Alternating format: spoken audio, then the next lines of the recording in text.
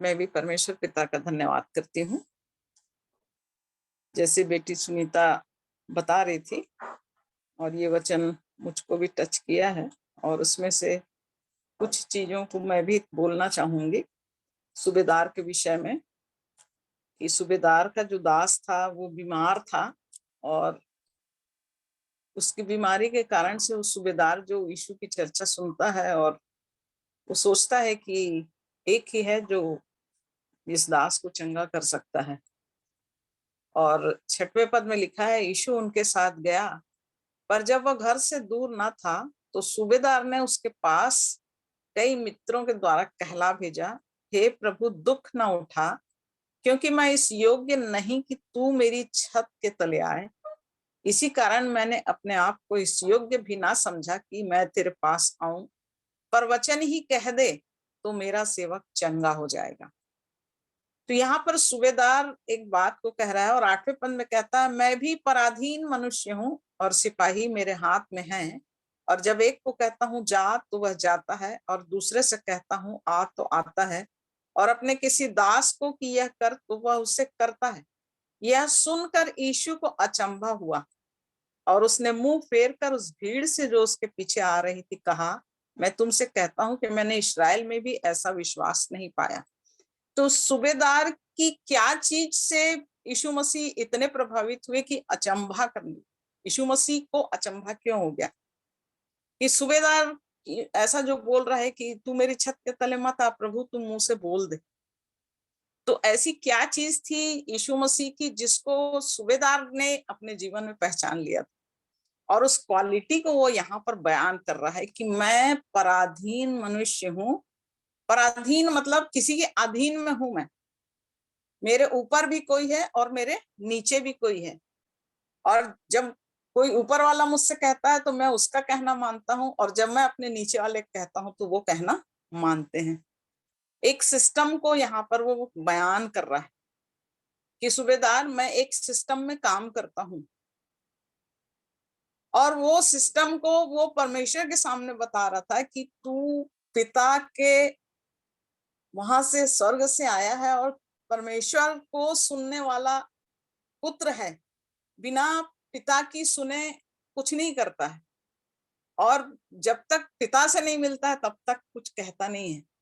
और तब इस सिस्टम को वो सूबेदार अपने जीवन में पहचान लिया था कि एक बार यदि उसके मुख से निकल जाएगा, मतलब वो परमेश्वर अधीनता का परमेश्वर, वो प्रभु यीशु मसीह अधीनता का परमेश्वर है।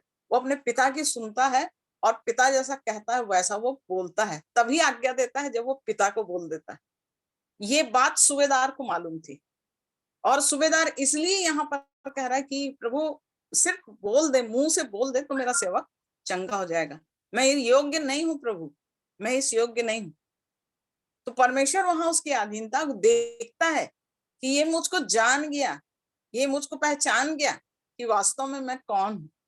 और तब यहाँ पर इस बात को कह रहा है कि उस भीड़ से कह रहा है, मैं तुमसे कहता हूं कि मैंने इस्राएल में भी ऐसा विश्वास नहीं देखा। प्रभु चाहता है कि हमारे अंदर का विश्वास कैसा है। क्या हम ये जानते हैं कि यदि हम प्रभु के पास आ रहे हैं, वो परमेश्वर जो पिता से मांग के हमको देगा वो पूरा हो जाएगा। यदि यीशु मसीह के मुख से निकलेगा तो वो कभी अधूरा नहीं होगा। ये बात सूबेदार को मालूम हो गई थी, और ये बात यीशु मसीह आश्चर्य कर रहा है कि ये विश्वास तो इस्राएल में भी नहीं। तो क्या हमारे जीवन में ऐसी अधीनता है? और इसका एक बहुत अच्छा उदाहरण हम रूत की पुस्तक में देखते हैं, अधीनता का उदाहरण, कि रूत जो रहती है वो कैसे अपनी सास के अधीनता में रहती। वो अपनी सास से कहती कि मैं तेरे साथ रहूंगी, तू जहां जाएगी मैं वहां जाऊंगी, तू जहां रहेगी मैं वहां रहूंगी, तेरा परमेश्वर मेरा परमेश्वर होगा, तेरे लोग मेरे लोग होंगे। मतलब एक अधीनता का जीवन, एक सिस्टम में ही मैं एक बार जब ब्याह कर ली हूँ तो मुझको वापस मत लौटा। अब मैं तेरे घर के अंदर आ गई हूँ, पति नहीं है तो क्या हो गया, मेरे लिए अब तू ही परमेश्वर समान है, जो कुछ तू कहेगी। और उस अधीनता को हम देखते हैं कि जैसे जैसे वो नियोमी की बात को मानती है, जैसे जैसे नियोमी बोलती है वैसा वैसा वो करती जाती है। और वो रूत जो रहती है उस अधीनता के कारण एक प्रभुता को प्राप्त करती है। जिस खेत में वो सीला बिनने जाती है, वो एक समय था जब उस खेत में जब वो बिनने के लिए जो छूट जाता था उसको बिन के अपने घर में लाती थी। परंतु एक समय आया कि रूत उसी खेत की मालकिन बन गई। परमेश्वर की अधीनता में एक व्यक्ति का जीवन जब होता है तो परमेश्वर उसको प्रभुत्व करने वाला जीवन देता है।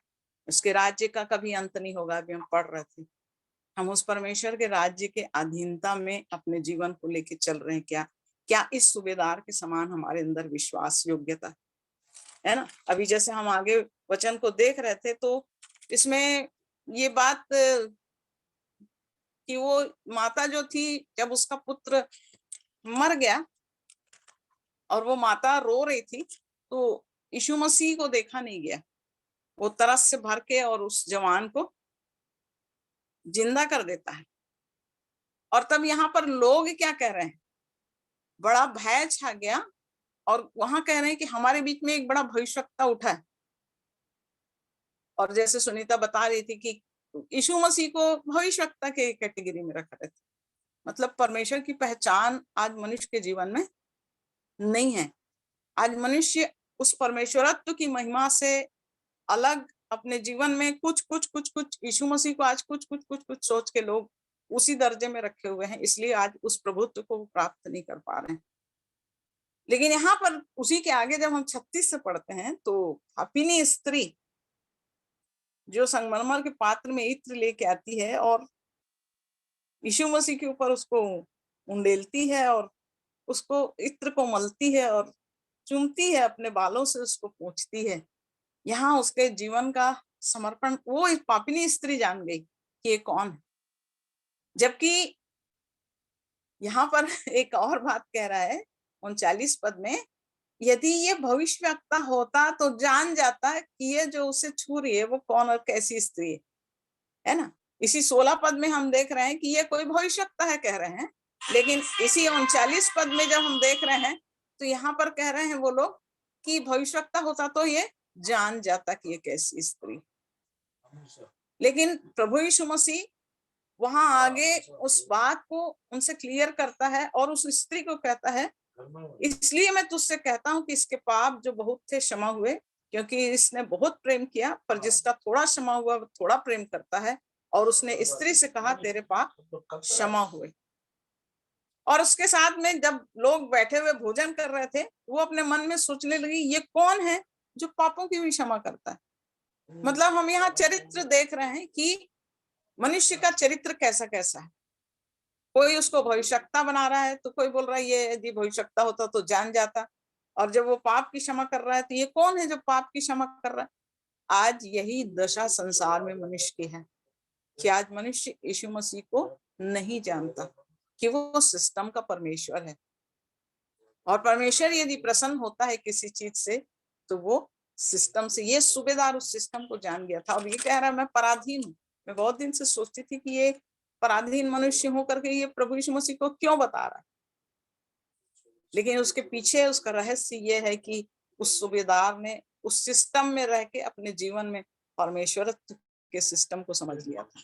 और तब कहता है कि एक बार यदि तू कह देगा ना प्रभु तो यही यहीं से कह दे, तेरे को वहां जाने की जरूरत नहीं है, सिर्फ तेरे मुख से निकलना चाहिए और हो जाएगा। ये विश्वास क्या मेरा और आपका है? तो हम अपने प्रभु यीशु मसीह को कैसा जानते हैं? क्या हम उस सिस्टम में अपने प्रभु को जानते हैं? प्रभु ने मुझे सिखाया, प्रभु का धन्यवाद करते हैं।